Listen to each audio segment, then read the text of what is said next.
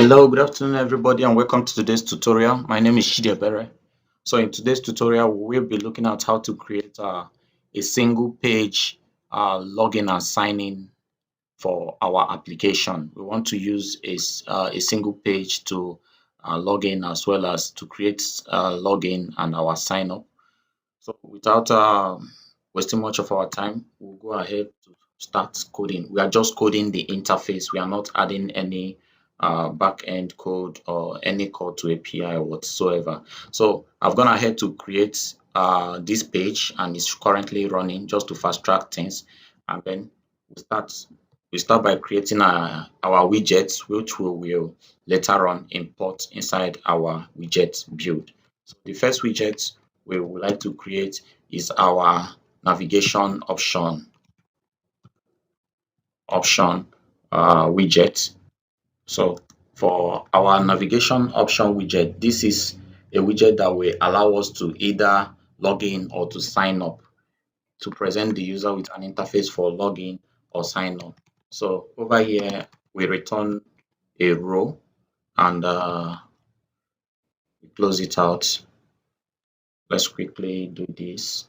So we want the main axis alignment to be main axis alignment.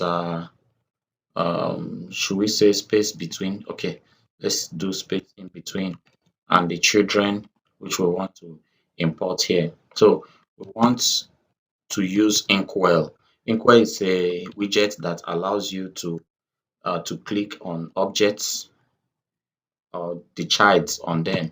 So we add our untap function, what we want to do when the user taps on it. For now, we leave it empty.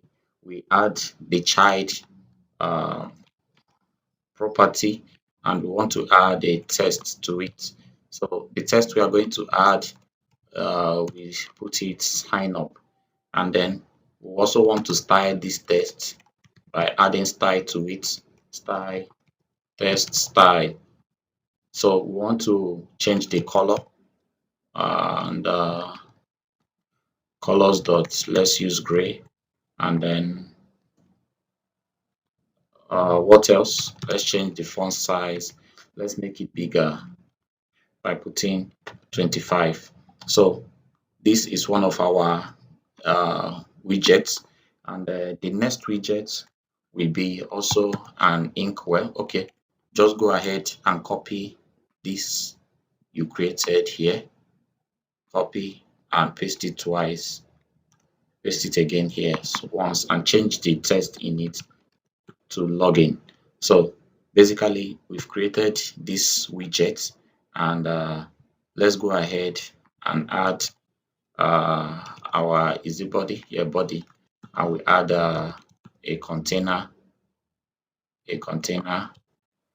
and then we add a column. Or do we make it a safe area? Okay, let's use safe area. Our safe area makes sure that our text doesn't flow out of bound. It makes sure that our widget stays in the main screen. It doesn't float to the navigation bar up here or outside of this box. So that's what safe area actually does. So safe area, we specify the child. We want to use a column because we want to add multiple objects or widgets to our page. So I quickly let's refresh this to make sure that we don't have anything running here. So let me quickly import my navigation option. So this is the widget I created, and inside it has multiple widgets which are stored in a row. So let's quickly add it. So this is it here. This is this widget, sign up and login. So this guy is not looking too nice. So I wrap it in a padding. Let's wrap it in a padding so as to give it more space at the top and at the side. So I select, I put my cursor in between the navigation option, press alternate, hold down alternate and press enter, and then look for padding. And then I want to pad all sides to be 16, and then I refresh just to be able to see what it will give me. Okay, it's looking a little bit nice, and let's make it 20 just to make it nicer. Okay, so with this, we can go ahead. So we've created our first widget. So the second widget which we are about to create is for us to be able to show our logo and the name of our app here. So we go ahead to create our second widget, which we call logo test logo test. So we've gone ahead to import our assets. We have an asset folder here and we have some images inside. The images, I will leave a link for you to download these images. When you download it, create an asset folder. Make sure you have the image folder and you have this inside your image folder. So for us to be able to use this, our assets, go to your pubspec.yaml file. Under your use material design, add assets, then put a dash, specify the name of the folder you want to access. My own here, I name it, I called it access. If it's not assets, it's something like folder 1, I will specify folder 1 here. And inside this folder 1, I want to make sure I access the resources inside the image folder. So I specify the image folder. Don't forget to put this slash here. If you don't put it, you will not be able to make use of it. So with this, make sure you have something like this, most especially this image, this line that says image here, and then once done, click on pop get, and then it will get it. Then you can continue working on what you are working on. So over here in our project, we want to create want to return a row. With this row, we create children. With these children, we want to import image dot what dot assets. Now, where is our assets located?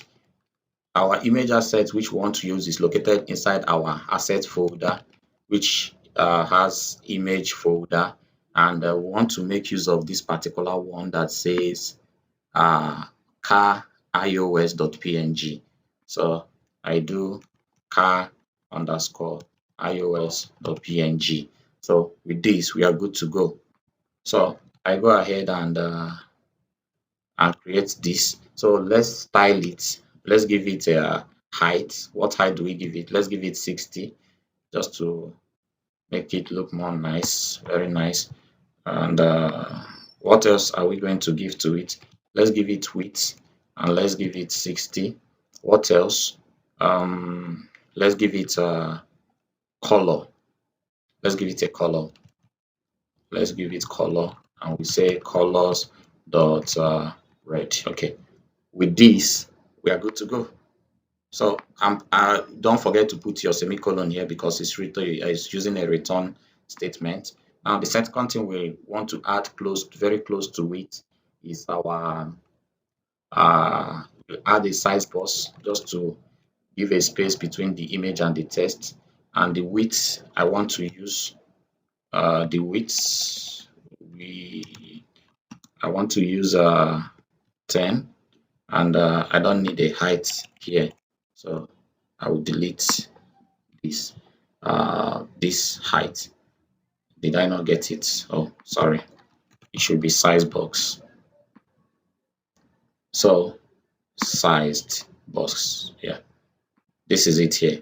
So the next thing I want to add is to add a text close to it, and the name of our text will be Riflex. This is the name of the project which we are creating, which is a ride sharing application, and you can check out the playlist for it and follow through with the ones we've done before. So we specify the font size to be 13, and then we specify the font weight. Oh, I didn't specify it. All this should come under style. You first of all put style, then you put text style. Just trying to be fast and making mistake. So font weight, the font weight which we want to specify is 700, and the color. Let's not forget the color. You want to make everything look very nice. So the color we want to give to it color. We say colors dot font red. So we put font weight here, font weight dot uh, font weight dot this. So with this, you can be able to see your font weight. We have an error somewhere, and that error is coming from this. I'm supposed to put another this here. Okay, the error is gone. So we have our logo text right now. So I want to import this logo text which I've created into this place. So the next thing we add is to add a size box, and we do height. We want to put a height in between our navigation and our logo. So I put height 30, and then what is the name of our logo text? So I import this logo text here, logo text. Okay, see it here. So, and before I forget, we want to add this thing, main axis. We want it to be centered. Main axis alignment, main axis alignment. Choose center. So it should be centered here. So I click on my refresh button. It reloads. This is it. This is not looking nice. Let's try and tweak it a little bit. Let's make this 100. Make this 100, and then let's kind of remove this color. Let's remove it. Let's remove it and see what it looks like. I remove this color, and oh, sorry, I removed the wrong one. Red. Oh, see the color here. This is the color I want to remove for this, and let's see what it looks like. Oh, it's looking a little bit nice. It's looking a little bit nice. So the next thing we want to do right now is to create our widget for our tests, for our email and email and password widget. So we are done with this. We want to create another widget. So we do widget, and the name of our image is widget is email test field. We want to create image test field. So widgets for our email. So the first thing we do return is return. You must use the return statement. If not, you will get tons of errors. So we want to align it. We say alignment dot what do we call it? Let's do center left. And the next thing is we specify the height. We specify 60 for the height. Next thing, we specify the decoration. The decoration here, we will leave decoration for now. Decoration. So we are going to build our decoration feature later. So we leave it for now. We comment it out. We are going to build that later on. And we don't forget to put your semicolon here because you are using a return statement over here. You can see it. This is enclosing this. So the next thing which we try to build is our child. So we put a test form field. We use a test form field, and inside our test form field, we are supposed to specify a controller. A controller is actually just like the name implies, is a control that imports, that saves the test which you enter inside your test field. So let's quickly create two controllers here. So I will say test editing controller. We call it email controller, and we initialize it as test editing controller. So the next one here is test editing controller. We call it password controller, and we initialize it as test editing controller. So we can now use this email controller and assign it to our controller here. So the first thing we do is to specify our controller, because this is for our email field. We do email controller here, and it's looking nice. So keyboard type, the kind of keyboard we want to specify, we say test input type dot email address. Okay, so that it will give us the @ sign on our email page. For this tutorial, we're not going to use a validator. A validator makes sure that you entered the correct email in the correct format. It must have an @ sign, it must have a dot somewhere, and so on and so forth. So we are going to skip that for this tutorial. Maybe in another tutorial, we are going to learn how to do that. So the next thing we want to do is to style our text. The text inside, we want it to be red. We want everything to be red. Text style, we want the color and colors dot red. And another thing which we want to do is to specify the font family.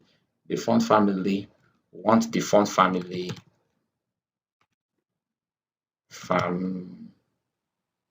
is it font family?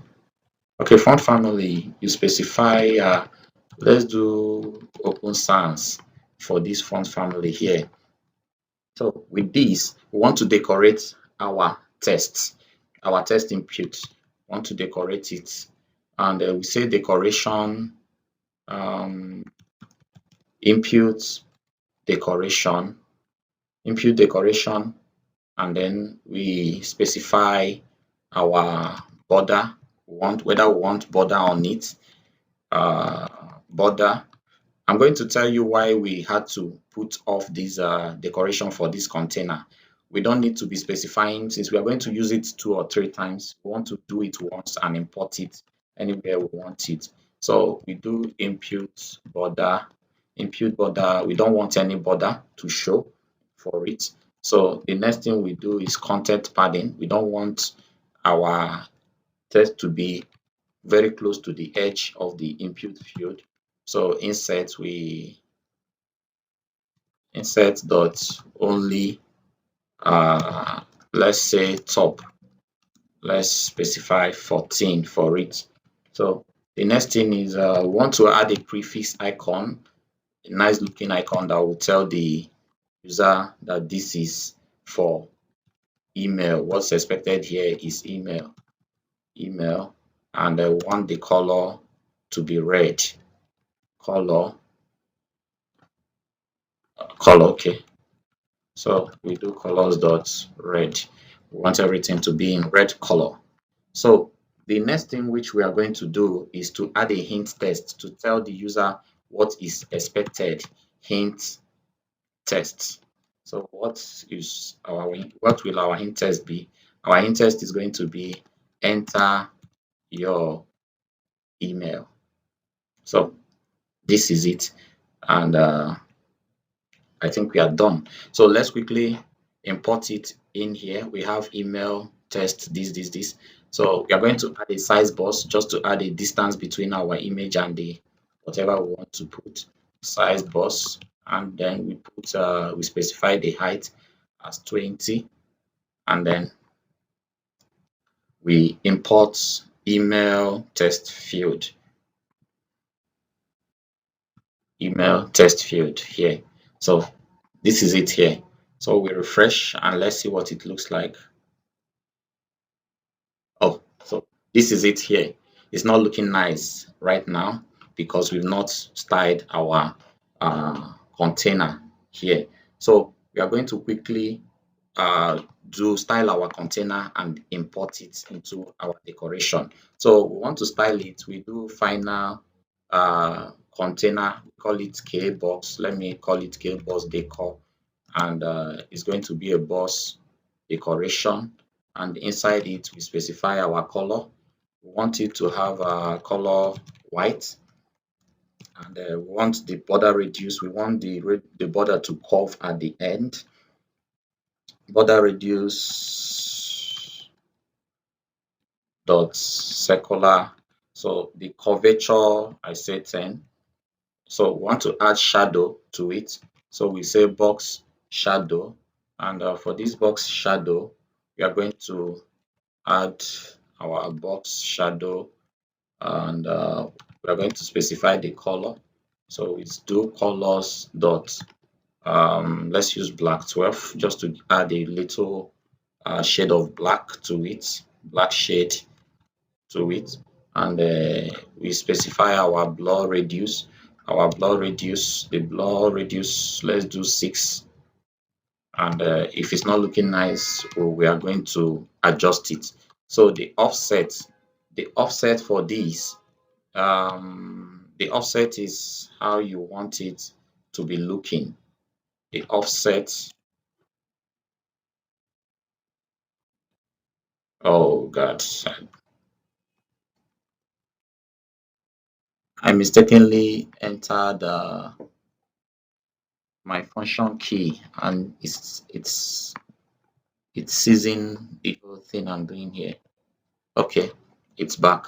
0.2. Okay, so I put this. So this decoration we did here, we can copy it here, can copy it and assign it to our this. So let's open this decoration and import that key decoration here. So instead of adding it here, and when we are doing for our password again, we are still going to add it. It's better we create an instance of it, and then we can only call this multiple times, up to 50 times, without having to write a bunch of codes or doing copy and paste. So let's quickly refresh. I think there's an error somewhere. Okay, I failed to put semicolon here. So I refresh. Okay, you can see it's having a nice little border here. This is it here. It's having a nice little border over here. So when I put in this, it brings in my keyboard, and it has this hash here just to tell you that this is an email keyboard. So let's quickly wrap this guy in a padding. Um, let's add padding to it here. Let's see if you can add. No, we want to add padding around this container. So we add a nice looking padding by putting our cursor in the container, press, hold, alternate, and enter.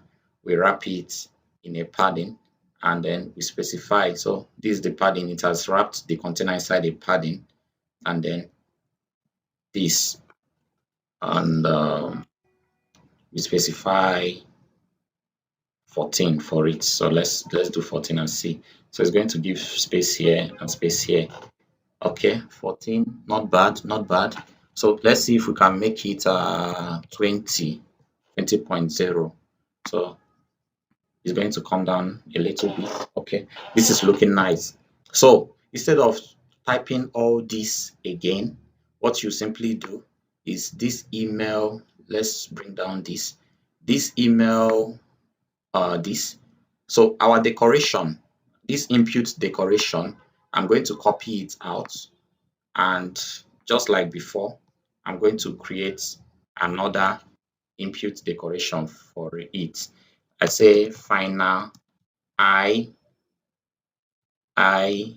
decor equal to, so I paste what I have here. So this, I put this column. So it's looking nice. So instead of having this bunch of code here, I will simply import only this I decor here. I do copy, and then I will paste it here.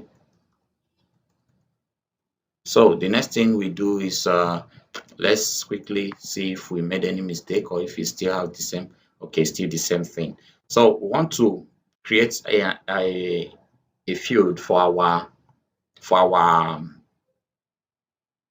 for our password. So instead of typing all this again, I'll simply copy this and copy, then paste it below this place. So it's going to show error here because we already have this name. So we are just going to change this to password. Now this is the password. Don't forget, this is for email controller. We have our password controller here. So we are going to change this to password controller. This is password test field. We enter password controller here. So with this password controller, if we refresh, we already have it. So what we are going to do is to import it here. Password test field, not controller, sorry. Password test field. So You see, it's looking a bit nice. And while it's having the same enter your password here, we are going to sort that out. Oh, I see. I see. So we can't do this because these emails are going to be different. And if I say I want to start creating, making a, I don't want to extend it. So let's copy this back since it's going to change for both email and this. So inside our decor, we replace this, and inside our tests, this we replace this. The reason is because this will change. It's not going to be the same, and I don't want to start introducing parameters to it. I want to keep it as simple as possible. So it says password here, and you will see that this guy will change to enter your password. And the next thing we'll see here is the image icon. It shouldn't be email anymore. Let's put lock here. So for this lock, okay, it's looking nice, really, really, really, really nice. So let's go ahead and delete this decor. So because we don't need it anymore, we don't need it. If it's if these features will not change for where we are going to import it, then we can do that. But since it's going to change, better we change it to avoid issues. So we want to add a button, our button here. So the first thing we do is to create another widget for our button. This widget we are creating, we can actually add it sign up. So that's what I want to call my button. You can actually create it directly in this place, but then it will make our tests. It will make it very long, and we might not be able to manage it. So I return elevated button. So it's automatically add to properties, which are the onPress property. Now we are not putting anything in it. We are not putting anything in it. So what do we want to have? We want to have our tests, this. So for our test, we are going to have now our test. For now, we are going to have sign up in our test, and we are going to style it. And sorry. So let's just leave it like this and see what it looks like. So let's import this guy into our project. Copy. So I reduce the size of this and come back to this place, and then I add our nice looking button here, put comma. So let's see what it looks like, because before we start, okay, there's an error somewhere. Oh, I didn't put semicolon here. So it's going to appear here. So this is what it's looking like, and it's not looking all too nice.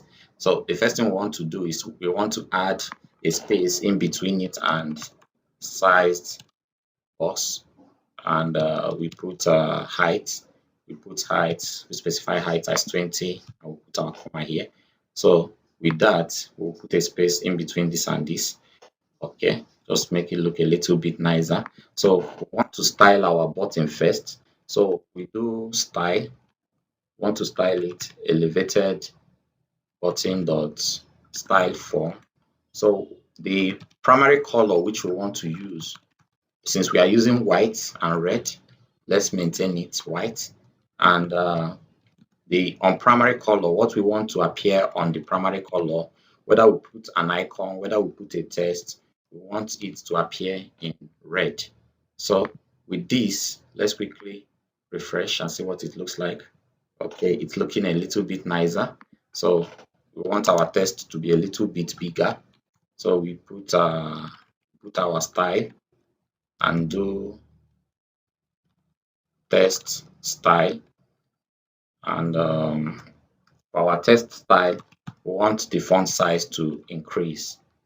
So I put 24 for our font size. Make it a little bit bigger. Okay, but then our the it's still looking smaller. So what can I do? Let's quickly wrap our text inside padding. Once we add it inside padding, it will add space around the text. So put your cursor here. You can select this, and once this option comes out, you click on it and you will see padding. It will wrap it with padding, and the padding we want to surround it with let's say 20. Let's make it bigger, a little bit bigger. It's looking too big. Let's do 14. So this is our sign in, sign up button field, but now it's not changing. Nothing. We are not sure if this is sign up or for login. So the only thing that can tell us is because of this thing we have here. We call it sign up. So once each time we click on this, our button text will change, and also we want it to be that once it's changed, it will be different. It will show us different things. So we also want a message that will be displayed, but for now, let's quickly add some parameter that will help us manipulate our button. So we add a Boolean value, which we call sign up, and we say it's true because the first page that comes up is sign up, which is telling us that the page, let's call it sign up page, it returns true because the first page it will show is sign up. Then we want to show the text that will appear in this button. Since the first page that comes out is the sign up, we'll leave the default text for the BTN, let's call it BTN text as what? Sign up. So basically what we will do is to import this guy down to this place. Instead of having this, we'll now have BTN tests. So with this, we will now have sign up like this. So we want a situation whereby if we click, so in our navigation option, we want a situation if we tap the sign up button, the text here will show sign up.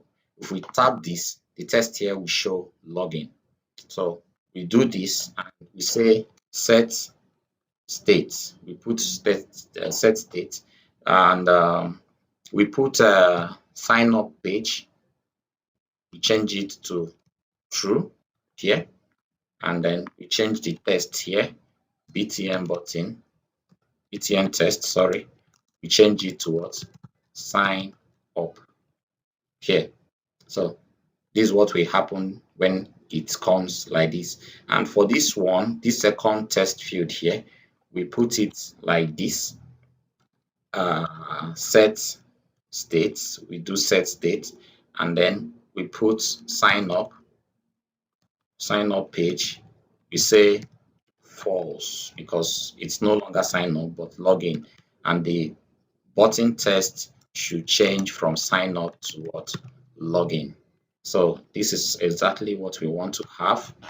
And then if you have other things like you want to query something or to run the sign up function or the login function, you can add it immediately after this set state somewhere here.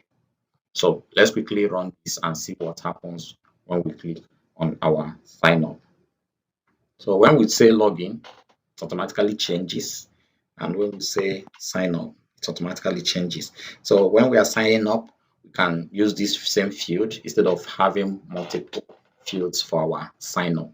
So that's all for now. In our next tutorial, we are going to learn how to add functions to this click button for us to sign us up on Firebase and also to log in. So this we wrap up here and see you in the next tutorial. Thank you.